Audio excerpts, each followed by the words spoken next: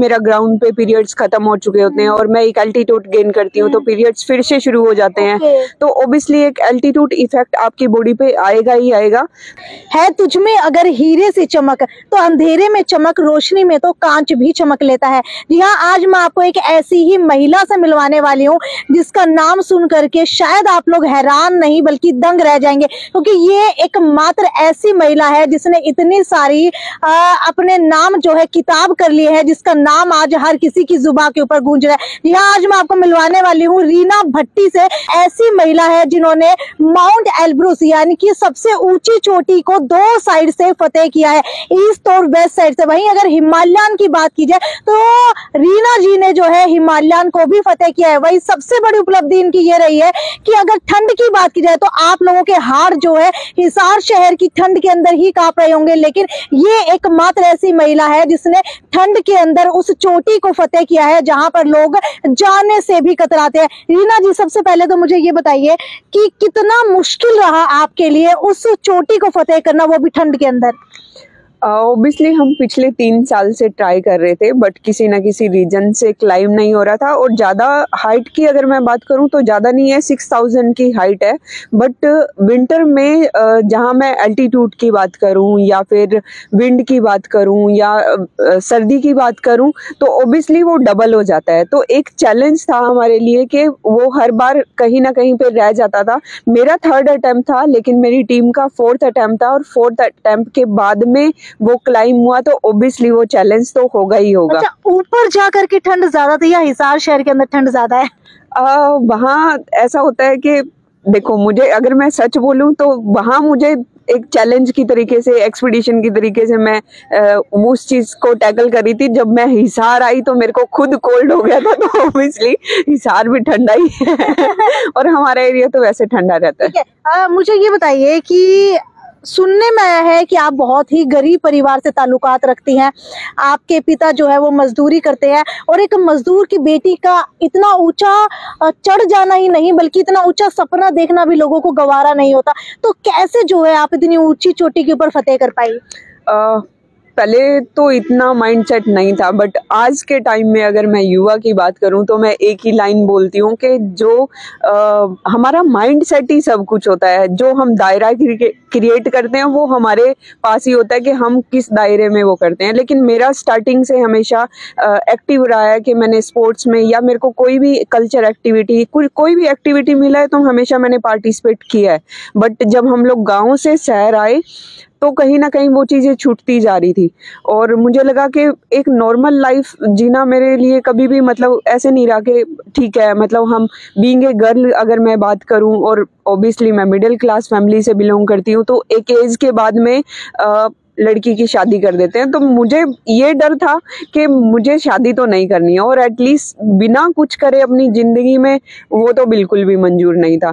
तो मैंने अपनी फ्रेंड से एक बार बात की थी तो ऐसे ऐसे उसने बताया कि मैं अभी अमरनाथ यात्रा जा रही हूँ। तो मेरे लिए वो पहली ये था कि अरे मैं अमरनाथ यात्रा के लिए परमिशन भी क्यों लूँगी, क्योंकि जब मैंने डिप्लोमा कंप्लीट किया तो ऑब्वियसली मैंने अपनी फैमिली को बोला कि मैं पढ़ाई के बेस पे मैं गुड़गांव एनसीआर में जाके जॉब करना चाहूँगी। तो उन्होंने मना कर दिया था। तो ऑब्वियसली वो फियर था मेरे अंदर कि वो परमिशन देंगे या नहीं देंगे। बट किसी न किसी वजह से, वो डिवोशनल होने की वजह से उन्होंने परमिशन दिया और वहीं से मेरी ट्रैकिंग जर्नी शुरू हुई और उसके बाद अभी तक वो जर्नी चलती आ रही। अच्छा, अगर इस पर्वतारोही की बात करें, बहुत सारे लोग जो है चढ़ने का सपना देखते हैं, लेकिन एक गरीब परिवार की बेटी होने के नाते कहीं ना कहीं फाइनेंशियली आप लोग बहुत कमजोर अपने आप को महसूस करते होंगे। तो कितना खर्चा आ जाता है माउंट एवरेस्ट के ऊपर या फिर किसी भी चोटी के ऊपर चढ़ने के लिए, और वो पैसा कहाँ से आया? अगर मिडिल क्लास फैमिली की बात करूं और ऑब्वियसली एडवेंचर जो गेम है वो इतना कॉस्टली गेम है कि उसका एक इक्विपमेंट की भी बात करूं तो कम से कम 10-11 हज़ार रुपए तक का इक्विपमेंट आता है। तो ऑब्वियसली मेरे लिए तो मतलब एक पहाड़ चढ़ना एवरेस्ट था और दूसरा पहाड़ चढ़ना फाइनेंशियली प्रॉब्लम को शॉर्ट आउट करना। और अभी तक अगर मैं अपनी जर्नी की बात करूं तो अभी तक मेरे को 14 साल हो गए हैं वर्किंग करते हुए और मेरे पास शायद मेरे अकाउंट में कुछ हज़ार रुपए पड़े होंगे जो मैंने अपनी पूरी माउंटेनिंग जर्नी में डाल दिए हैं। अगर एक एक्सपीडिशन की बात करूं, 6000 की भी एक्सपीडिशन की बात करूं तो कम से कम 70,000 रुपए का खर्चा होता है। उसके बाद इक्विपमेंट का खर्चा अलग, एक्सपीडिशन का खर्चा अलग, एकोमोडेशन का खर्चा अलग, तो बहुत सारे एडल्ट हैं। तो पहले पर्वत के ऊपर जब आप चढ़े तो वो खर्चा कैसे निकाला आपने? वो मेरे कितने लाख का खर्चा आया? फर्स्ट टाइम मेरे को ऐसा लग रहा था कि चादर ट्रैक मैंने किया था, चादर ट्रैक के बाद ही मेरी एक्चुअल जर्नी, माउंटेन जर्नी शुरू हुई थी। कितना खर्चा आया था उसके अंदर? 45,000 मैंने एक्सपीडिशन का पे किया था और 10,000 शायद मेरा फ्लाइट का खर्चा था। तो ऑलमोस्ट बात करूं तो वही 60,000 के आसपास। और वो पूरा मैं जॉब करती थी, तो वो मेरा प्लस पॉइंट था कि फैमिली ने चलो परमिशन दी। फैमिली की साइड से मुझे परमिशन ही चाहिए थी और मैं वो सेविंग करती थी अमाउंट, तो उसकी वजह से वो मुझे ट्रैकिंग में थोड़ा हेल्प हुआ। अच्छा, कहते हैं कि लड़कियों की उम्र नहीं पूछनी चाहिए और लड़कियों की तो सैलरी भी नहीं पूछनी चाहिए, तो मैं आपसे जानना चाहूंगी उस समय आपकी कितनी सैलरी हुआ करती थी जिस समय आपने ये 60,000 रुपए इकट्ठा किए? 6,500। 6,500 रुपए, यानी कि आपने 10 महीने काम किया होगा तब जाकर के आपकी 60,000 रुपए तनख्वाह जो है इकट्ठी हुई होगी। और साथ ही साथ एक्सपेंसेस भी होते होंगे, आप बाहर रहती हैं, खर्चे भी बहुत ज्यादा होते हैं, कैसे मैनेज किया? ऑब्वियसली मैं मतलब अगर मैं बीइंग ए गर्ल की बात करूं तो मेरा कोई भी एक्स्ट्रा खर्चा नहीं है। क्या किसी समय खाना भी छोड़ना पड़ा? नहीं, खाना तो नहीं छोड़ा, डाइट का हमेशा रहता है, क्योंकि ऑब्वियसली माउंटेन पे जा रहे हो तो वो चैलेंज रहेगा। और फिजिकली अगर वर्कआउट आप नहीं कर रहे हो तो फिर आपको वहां पे सफर करना पड़ेगा। खाने का मेरा हमेशा डाइट का रहता है, बट एक्स्ट्रा मेरा कोई खर्चा नहीं होता। मेरे को कभी याद नहीं आता कि पिछले 6 महीने में मार्केट शॉपिंग करने कब गई थी। तो मेरा लड़कियों वाला मतलब ऐसा कुछ खर्चा नहीं होता है। तो मैं वही खर्चा सोचती हूँ कि अरे वो खर्चा अगर वहां पे बच गया तो मैं एक्सपीडिशन करने मतलब एक्सपीडिशन पे काम आ जाएगा। तो ये सब सेविंग कर करके, और हाँ मैं एक्स्ट्रा वर्कआउट वो भी करती थी। मतलब ऑफिस टाइम में ओवर टाइम मैंने करना शुरू कर दिया था, क्योंकि मुझे पता था कि अगर सपना देखना है तो वो पूरा करने के लिए भाई मतलब आपका नींद हराम तो आपको करनी पड़ेगी। कई बार ऐसा होता है कि आप जब एक छोटी फतेह कराते हो तो सरकार की तरफ से आपको सहायता राशि मिलती है या फिर कंपनीज जो है वो आपको हायर कर लेती है, तो क्या कभी किसी कंपनी की तरफ से ऑफर नहीं आया? अभी तक ऐसा नहीं, बट हाँ पिछले साल मैंने एवरेस्ट अटेम्प्ट किया था तो कैंटाबिल ने मेरा सपोर्ट किया था कुछ हद तक। गवर्नमेंट की साइड से बात करूँ तो गवर्नमेंट ने जो पॉलिसी बना रखी है वो 8,000 की पॉलिसी बना रखी है, और उसमें भी 8,000 अगर 8,000 की, एवरेस्ट की मैं बात नहीं करूँगी क्योंकि एवरेस्ट का तो खर्चा ही 35 के आसपास चला जाता है। तो बाकी 8,000 की बात करूँ तो कम से कम 15 लाख रुपए चाहिए, और जो गवर्नमेंट की पॉलिसी बनी है वो 5 लाख और सी ग्रेड सर्टिफिकेशन के हिसाब से बनी है। और अभी तक मैं अपनी अचीवमेंट की बात करूं तो 6 से 7 मतलब 6,000 की पीक मैं क्लाइम कर चुकी हूं, एक 7,000 की पीक क्लाइम कर चुकी हूं, जिसके अंदर 2 नेशनल रिकॉर्ड, एक नेशनल रिकॉर्ड है, 3 स्टेट रिकॉर्ड है, और उसके बावजूद मतलब मेरे को सरकार से थोड़ा हेल्प नहीं मिला है।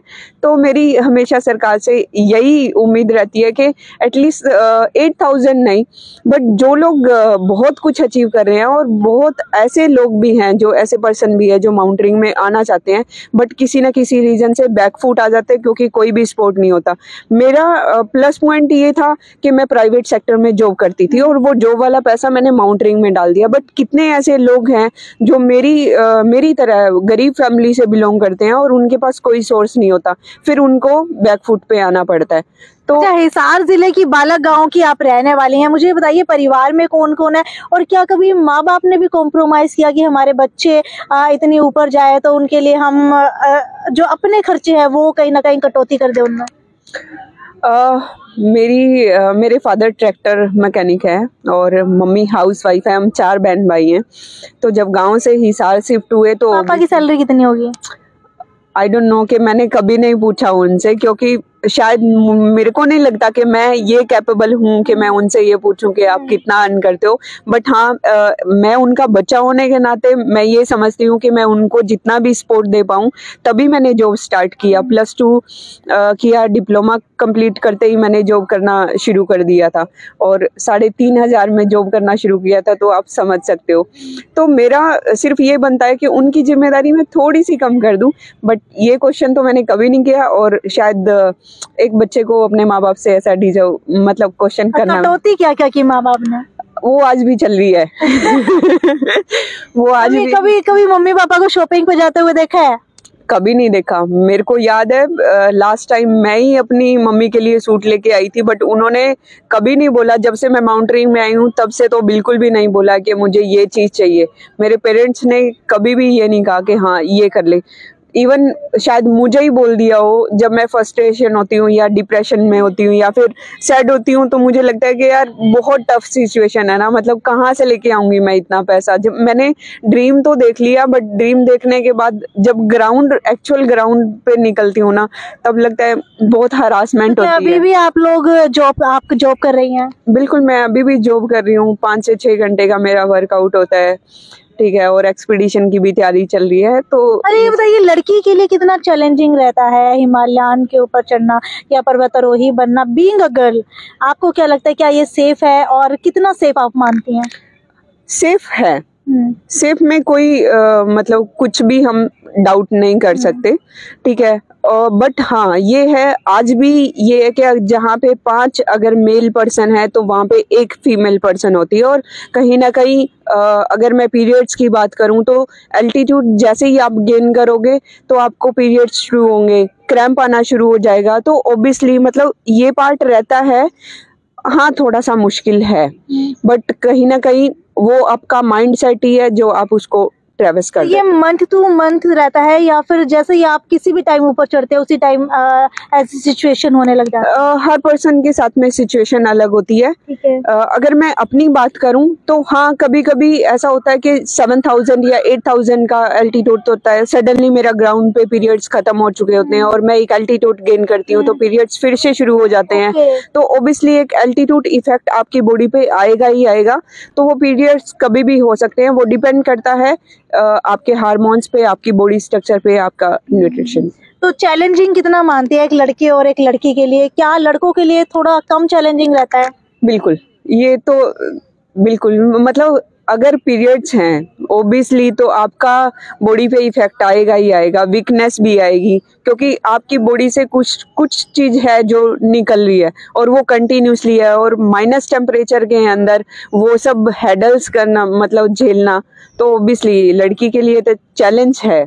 तो सरकार से क्या अपील करना चाहेंगे, जितने भी पर्वतारोही आगे आने वाले समय में आने वाले, या आप भी जो है आगे आने वाले समय के अंदर कोई और भी सपना देखती होंगी किसी और चोटी के ऊपर चढ़ने के लिए, तो सरकार से क्या अपील करेंगे? मैं सिर्फ इतना ही कहना चाहूंगी कि जो 8000 की पॉलिसी बनाई गई है वो सरकार ने बहुत अच्छी बनाई गई है, नो डाउट। बट उसमें जो पीक्स है, जैसे एवरेस्ट हो गया, एवरेस्ट को कंसीडर किया गया है चाइना की साइड से, तो एवरेस्ट को एवरेस्ट की तरीके से ही कंसीडर किया जाए और थोड़ा सा पॉलिसी में थोड़ा रीफिल्टर किया जाए उसको, क्योंकि पीओ के लाइन पे जो पीक हैं वो इंडियन कोई क्लाइम नहीं कर सकता है, तो उसमें थोड़ा फिल्ट्रेशन की ज़रूरत है। बट हाँ, मैं दूसरा ये भी अपील करना चाहूँगी कि मेरे जैसी बहुत सारी लड़कियां हैं जो बहुत कैपेबल हैं और बहुत कुछ कर सकती हैं। ऑब्वियसली मेरे नाम पे भी रिकॉर्ड है, तो बट मुझे कहीं ना कहीं से सपोर्ट नहीं मिला है। ऑलरेडी मैं वो चीज़ दिखा चुकी हूँ कि मैं कुछ कर सकती हूँ, अगर मुझे सपोर्ट मिलेगा तो मैं क्यों ना अच्छा परफॉर्म करूँगी। तो सिर्फ इतना ही कि कुछ पॉलिसी में थोड़ा चेंजेस किया। तो ये थी हमारे साथ हिसार की बेटी रीना भट्टी, जिसे आप पहले से ही जरूर जानते होंगे, जिन्होंने अपने नाम जो है कई नेशनल रिकॉर्ड दर्ज किए। खैर, अगर आप लोगों को भी लगता है कि रीना भट्टी को सपोर्ट मिलना चाहिए सरकार की तरफ से, तो इस वीडियो को जरूर शेयर कीजिए। और आप क्या कहना चाहेंगे कि एक लड़की के लिए कितना चैलेंजिंग होता है पर्वतारोही बनना, और जो रीना भट्टी ने कर दिखाया है, शायद ही मुझे लगता है कि हिसार शहर के अंदर या फिर हरियाणा के अंदर भी कोई और बेटी इतना जो है रिकॉर्ड अपने नाम दर्ज कर सकते हैं। खैर, वीडियो को ज्यादा से ज्यादा शेयर करते रहिए, और अगर आप लोग रीना भट्टी को सपोर्ट करते हैं तो नीचे कमेंट के अंदर जरूर जो है #रीना भट्टी जरूर लिखिए। नमस्कार।